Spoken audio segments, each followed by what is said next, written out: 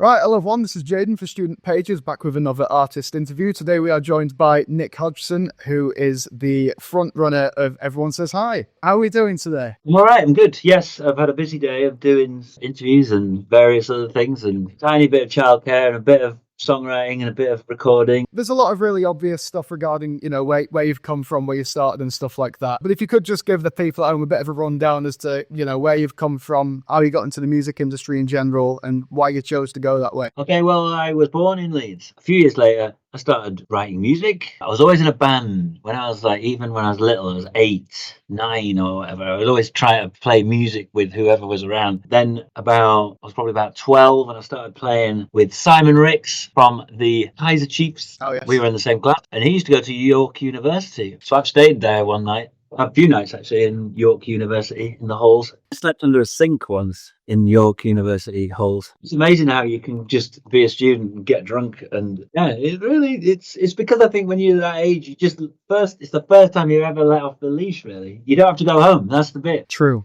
I mean, when you're 18 or whatever, or before you go to university, you're walking around, you're getting back to your house where your mum and dad are. You've got to sneak in. There's a curfew. You've got to pretend you haven't been drinking. Anyway, so I did all that, but I was always in a band, even during that period. And then it was my life. I was just obsessed with being in a band. I was obsessed with bands. I knew that my life had to be to do with bands, and so I was just, it was just a matter of trying as hard as I could with my friends to make it in a band. That's all it was, just hard work and trying to be the best. Yeah, I mean, I don't know. I mean, the thing is with us, the reason I am right here sat in this seat is because I'm a songwriter. So I've always written songs. And when you are writing songs, you do a lot of it. Noel Gallagher describes it as going fishing. So you play your guitar, you play the piano, and you just hope that something arrives. You know what I mean? You just hope that something good happens. But you've got to be doing it. You've got to keep doing it. So I think the reason I'm sat here today with, doing what I do is because I was lucky enough to have it was pretty much I Predict a Riot, that song. And what I can remember being in my flat in Leeds, playing a guitar, which is in that room, and coming out with that chorus and that verse and stuff. And so it's amazing what songwriting and music can do. And if you're lucky enough, you can go fishing and one will come into your head. And then so I Predict a Riot really kicked it all off. I mean, it opened all the doors for us. So we had loads of songs, and you're always trying to strive for that other one, the next one that's as well, not just as good, but it just connects in the same way. But I Predict a Riot is the reason, is how it all happened. I can put it down to just that. No one's gonna Shazam I Predict a Riot. And I'm just honestly, that's makes my life that having because I've been writing songs since I was a little kid. Just to have one, there might be two. Ruby, if you count Ruby, but oh yeah, of course, just one that everyone still knows is great. It's been a while, obviously, since the Kaiser Chiefs. Since you left them, I think you were. I read online you were 35, weren't you? And that was sort of your calling point. I was 34 by about 1 month. Oh really? Oh yeah. When I did my last gig, I was 34, and I just because at that point I've always been obsessed with age, but obviously I'm older now, but because that's what I read, that sort of you always knew that you were going to get to a certain age and that was going to be it for you. That was your hopping off point. I used to talk a load of rubbish, really, to be honest. And I remember saying that, but I never ever thought that. Right. So I remember thinking being 35 and being in a band is wrong or something, but I was just an idiot. There's nothing wrong with it at all. But I mean, there was millions of reasons why I left, and that wasn't even one. I don't know why I said that. But yeah, anyway, it's obviously been a while since that departure and stuff. So how would you say the new album and your new music has sort of developed you as an artist? Would you say you have a different way of going about things now compared to how you used to, or is it still a similar process? I still write the exact same way, but I think, okay, back then I was definitely writing songs that we could play live. I was always aiming at songs to play live. And I think the difference is I'm probably writing songs to listen to on record now. We were never off tour. So, when you're playing new songs, and say if you're famous and you're playing new songs, it's not a great time. They want to hear the hit. You want to hear the hits, but they also say if you write a new song and it's slow, you're going to lose pretty much 50% of the people to the bar or the toilet. The way I've changed is that I don't write for that crowd anymore. I don't write for a crowd. I just want to make quite old fashioned, much calmer. Yeah, I got that vibe. I got that vibe when I listened to you. I guess you just get old and you don't. I have not been to a nightclub it's got to be, I'm guessing, when was it? It's got to be, let's say 2010, let's say 15 years. Yeah, maybe 15 years, yeah. So, Yeah. but when I was writing those first Kaiser Chiefs songs, when we were writing those first Kaiser Chiefs songs, we were in like clubs like every, 2 or 3, indie clubs, every 3 nights, we were at clubs. So you were just always trying to make noise that would fit into that environment. And now Yeah. I'd rather listen to a record and Yeah, no, absolutely. I think equally, the space has changed a lot, hasn't it? Because I think, you're probably not the only one who's had that sort of a shift. Because it's like you can do one thing for a certain amount of time, but it's going to get boring, isn't it? And that doesn't just go for like the creatives; that goes for the listeners as well. It's like I don't think there's ever going to be a point in time where people find a type of music and like it forever. It's like no, everything fluctuates. I agree with that. You've got to write songs that I can sing as well. That's important. I was going to say you didn't sing for Kaiser Chiefs at all, did you? As far as I know. I mean, no, I'd sang backing vocals and I sang in, live. I would always sing, but I was never. No, I did a couple of songs like lead vocals, but it was Ricky always singing lead vocals, really. And so his voice is a lot more powerful, a lot sort of bigger than mine. So Yeah.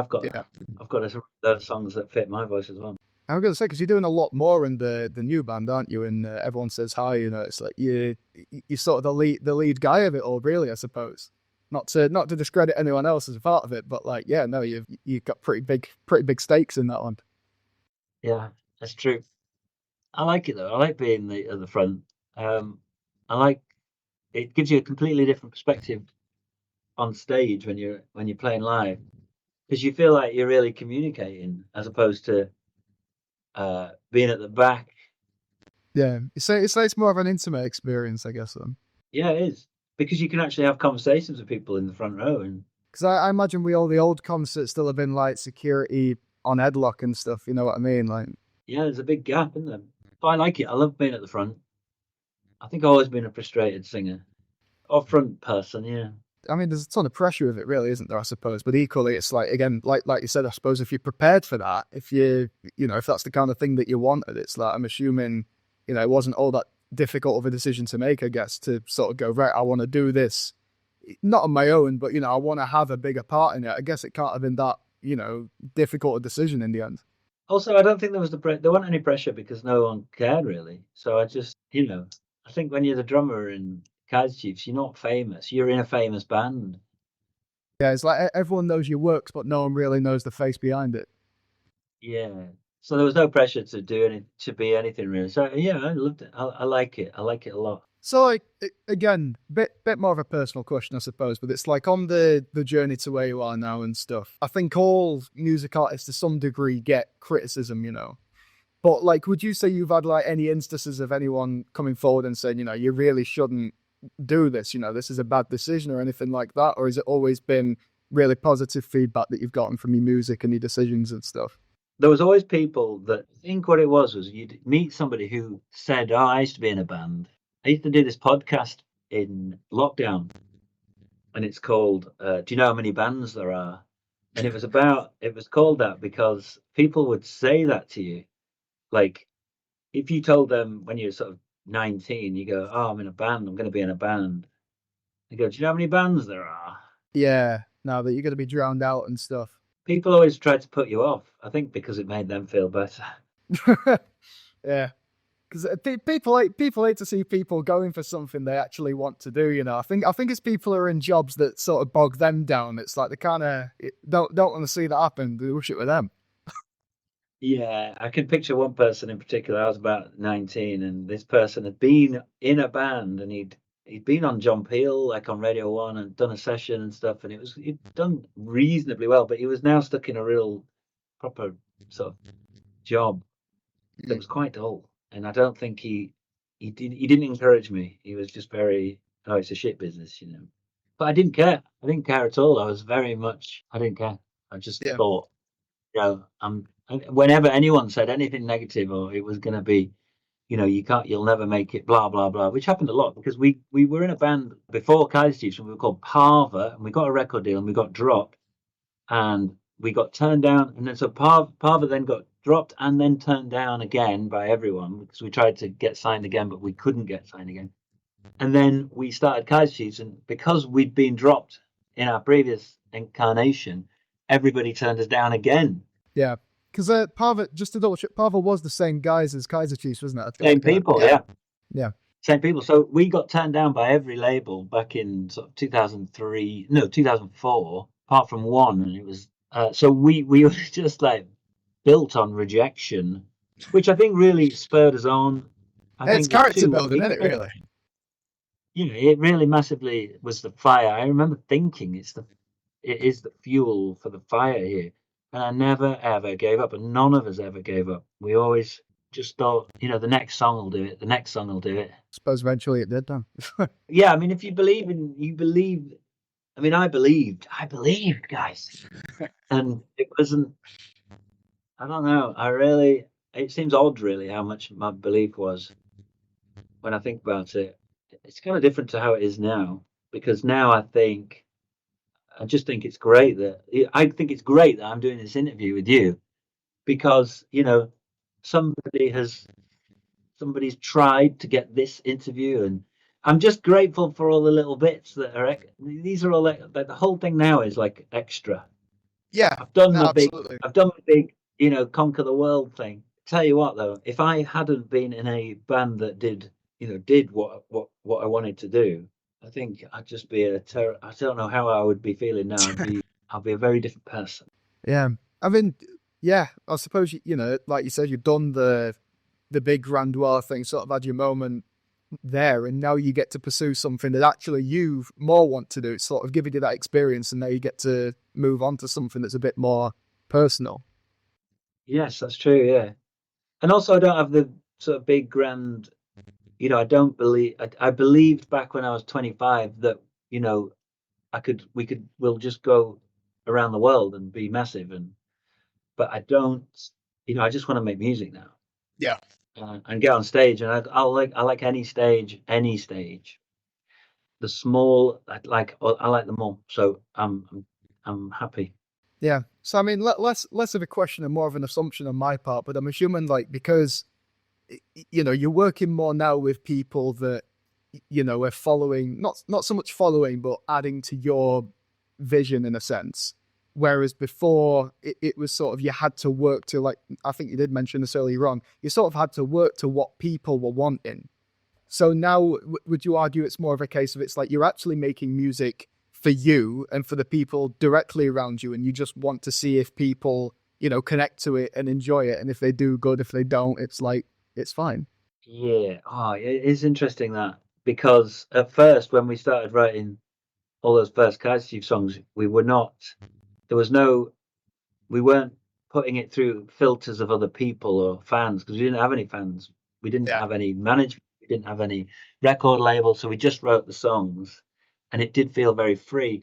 And then 3 albums in, Oh. levels of filters between me trying to come up with a song and then it coming out of it.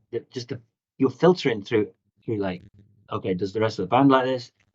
Does the audience like this? Do the fans like this? Does the enemy like this? Will journalists slag me off for this? You're just like bombarded with a load of. It just drives you totally insane. You can't write a song anymore because you're just filtering through so many layers, and it's not good. So now the layers have gone. Yeah, it's got to be a good feeling. I mean, again, you can really tell just sort of in like the difference to how the music like carries itself. As I say, the two tracks I listened to, it's like, yeah, it really does. You know, everything you're saying to me comes across in the music, if that makes sense. It's sort of like you can really tell the story that's, you know, where it's come from, if that makes sense. Yeah, and everyone in the band has done similar things as well, because they've all been in bands and they've all had like levels of success as well, which is really good. So everyone's pretty calm. Yeah. Everyone's chilled. It's kind of what you want, isn't it? You know, it's like, it's nice to have a collaborative workspace, no matter where you are. Not at each other's necks all the time. That has not happened at all. I mean, that's good, but it's rare.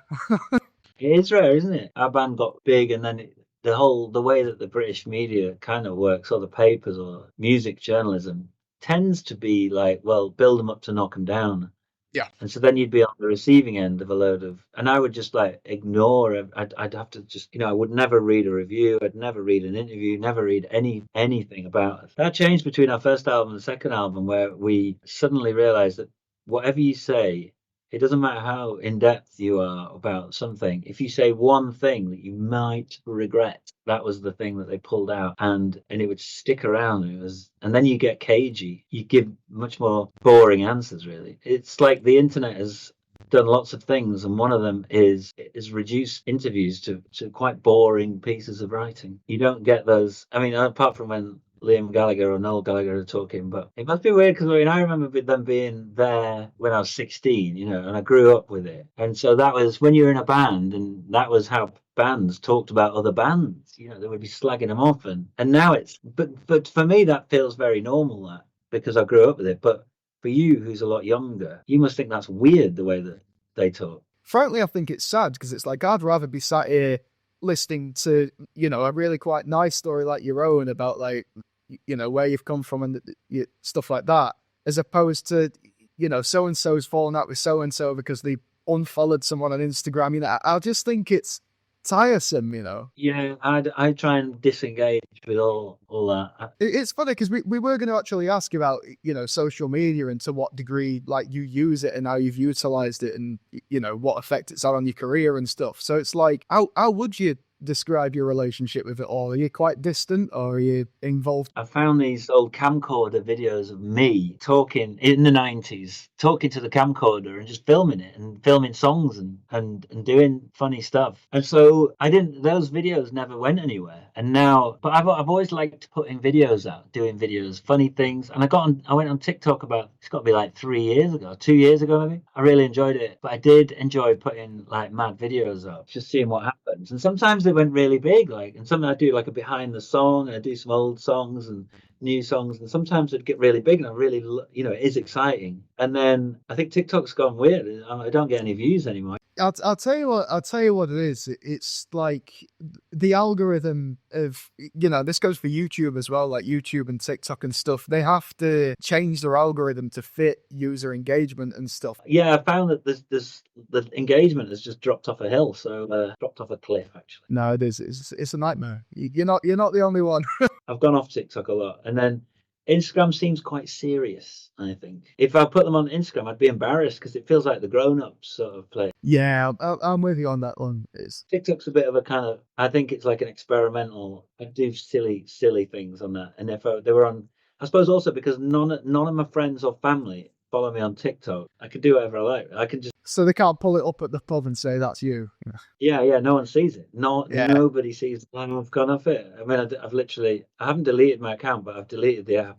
Smart move, trust me, smart move. I find that there's a couple of others, the two threads and Blue Sky, they're just boring. Controversy, and I want crazy stuff. Yeah. I just think it's random and not that good. So I've deleted them off my phone as well. So completely moving topic, I suppose. How important would you say it is as a creative, or especially in your shoes as a music producer, how important would you say it is to find other people that do a similar thing and or are willing to work with you? Like, do you think that is something that's almost necessary, or do you think some people can work on their own? Like, been extremely lucky like that, yeah. I've got a nephew who is, he's 12, and he's so into bands. He loves metal, he loves Metallica, he loves Megadeth, and loads of metal, basically. He plays the guitar he's playing the guitar all the time. He's gone to big school, and I've gone, are there any kids that are into this stuff that you're into? And he's like, no. And it's a disaster because basically, if there was 2 kids who were totally into Metallica, he would be, he'd be in a band, and that would be his life then. Give him 10 years and then everyone around him will love Metallica suddenly. Looking good, yeah.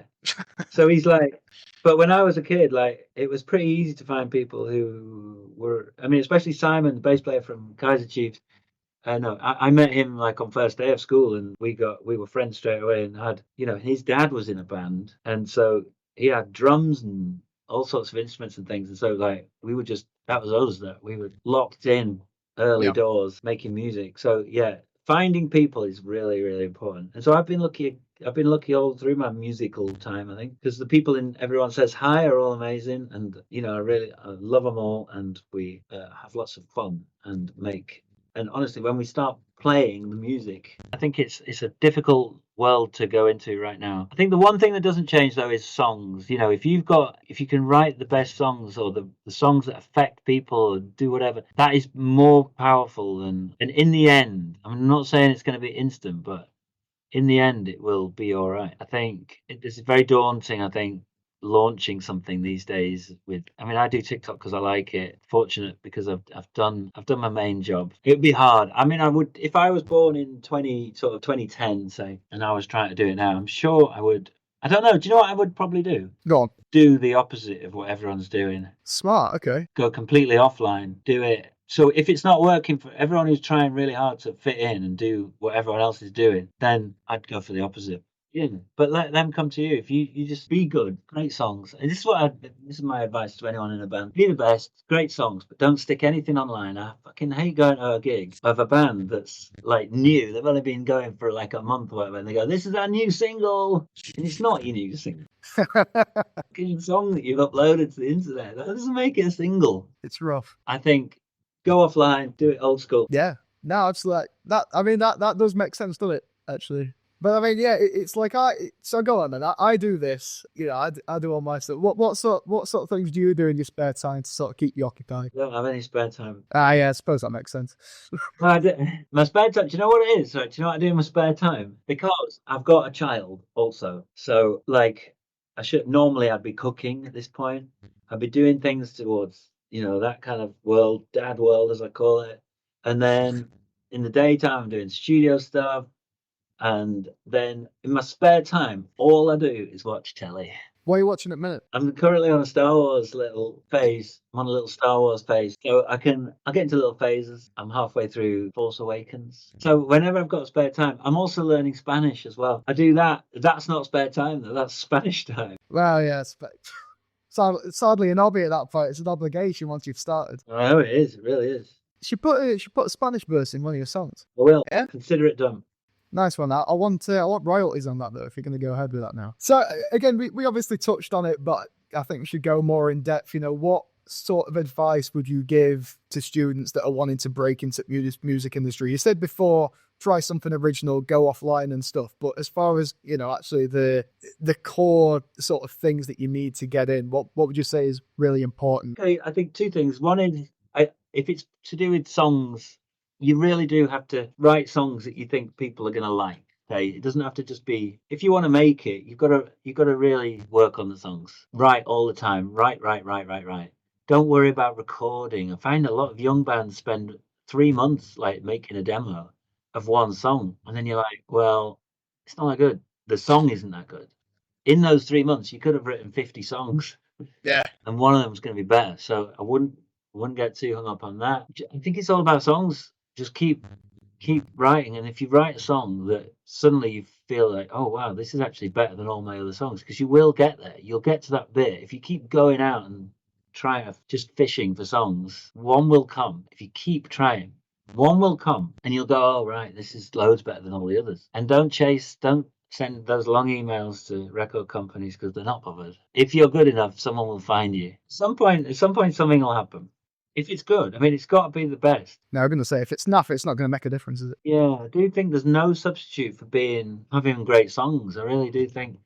And I think there are people nowadays, you do get a lot of people trying to figure out what the substitute is for a great song, and whether that's like a video on TikTok that is potentially viral.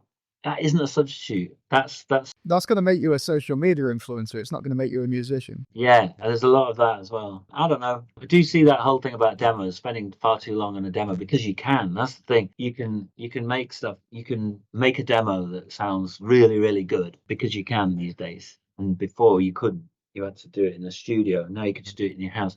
But don't be tempted, I'd say. Just keep writing. Something will happen. Go on then. What would you say has been like the biggest hurdle you've had to go over so far? Like what would you say is the most difficult decision or most difficult challenge you've had to go through? I think the most challenging challenge was when trying to get signed for the second time, and we were definitely seen as damaged goods because we'd been dropped, and that was the biggest challenge ever. Yeah, we literally. I remember we got single of the week in NME for our first demo, for our demo single, and then the phone started ringing. And I got all these phone calls and emails and stuff from people in the record industry, and as soon as they were all really interested because we had NME single of the week, which is amazing. As soon as they found out we'd been in this band Parva and we'd been dropped, everyone just stopped. No one was interested anymore. So even then, we still got turned down. So you got a stamp on your record. Yeah. So we were really that was the biggest challenge, the biggest hurdle. And then it takes one person really to be brave enough to go with something that is damaged goods in their words. I remember once our manager, he told us once that somebody had said to him, they're too old and they used to be Parva. And I've heard worse things about why people turn us down, but I won't even say them because it's not very kind. But to other people in the band, I've heard people say to my face why they turned us down. The fact that you came back from that, to be fair, is ridiculously. I think it's both impressive on your end, but also just lucky. You know, it's like that's a big stroke of luck. The time that I saw all the people that turned us down all in one place was at the Brits. So they'd turned us down about 2 years before, and we won 3 Brits that night. And they would always say the same thing. I wanted to sign you, mate. I wanted to sign you. It was my boss that didn't. I was thinking, well, this can't. Not every label can have the same reason. Better sum it up. So you've got a tour coming up, haven't you, between the 27th and the 7th? Am I right, or is it 27th and the 9th? Yeah, that's right. So it's a bit. I would go on the website or something and check it out because we've got in stores in the week of release. The album comes out on the 31st, Friday the 31st, and then for a week from the 31st, we're doing in stores every day. Vlog the album. But before that, we've got a gig in Lancaster, which I've never played in Lancaster in my whole life. That's on the 27th, on Monday the 27th, and then Philadelphia 28th. So there's lots of ways to see us. Yeah, no, absolutely. Like, yeah, because I'm assuming, you know, it will be on all streaming sites and such once it's out. Unless something terrible happens, yeah. You know, it's like Musk could blow up the internet. We don't know yet. Time will tell. Yeah. That, as long as they wait. So I saw that there was some Instagram meta. People were trying to encourage a boycott against it, and I was like, yeah, I'm all in favour of everything, but can you not do it on the week of release? Yeah, no, let's promote it first, and then you can do your takedowns and that. Beautiful. Right. All right, we'll call it there then. Thank you ever so much for talking to me. It's been wonderful. Yeah, you're welcome. Yeah, nice to talk to you. Nice one. Cheers. All right, bye then. See ya. See you later.